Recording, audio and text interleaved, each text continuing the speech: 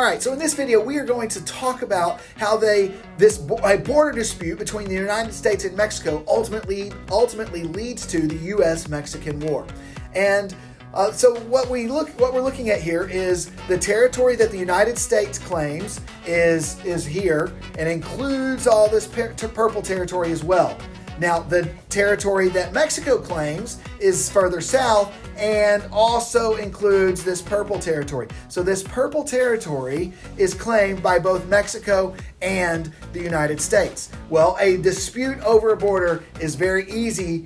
It's very easy for that to lead to fighting, especially when you've got the United States that is excited about the opportunity to move out further west and may be itching for a fight. And so when Texas is annexed by the United States, Mexico is highly offended. This is a slap in the face of Mexican sovereignty because Mexico still does not acknowledge that Texas is independent from Mexico. And so by the United States annexing that territory, it is an offense of Mexican sovereignty, and it's saying, hey, no, it's exerting that the United States does not recognize that claim. And it certainly doesn't recognize it in this purple territory. Okay, and so Mexico ends diplomatic relations with the United States over the annexation of Texas. Well, James K. Polk wants to solve this problem, and he wants to gain New Mexico territory and all the way to California. And so he sends Ambassador John Slidell to Mexico City to settle this dispute and to offer as much as $30 million for that territory of New Mexico and California. Well, Mexican President Jose Joaquin Herrera is not going to have it.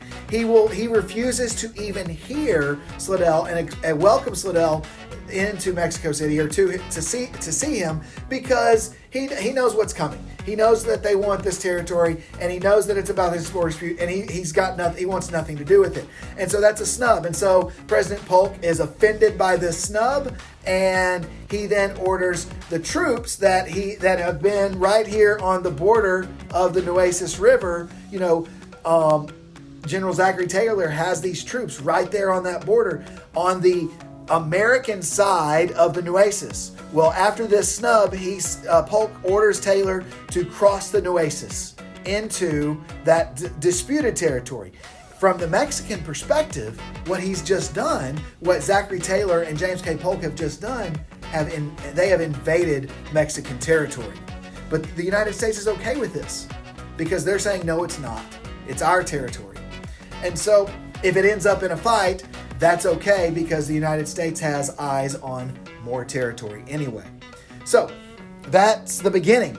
Now, James K. Polk is already preparing a message of war for Congress and asking them to declare war on Mexico to settle these other disputes.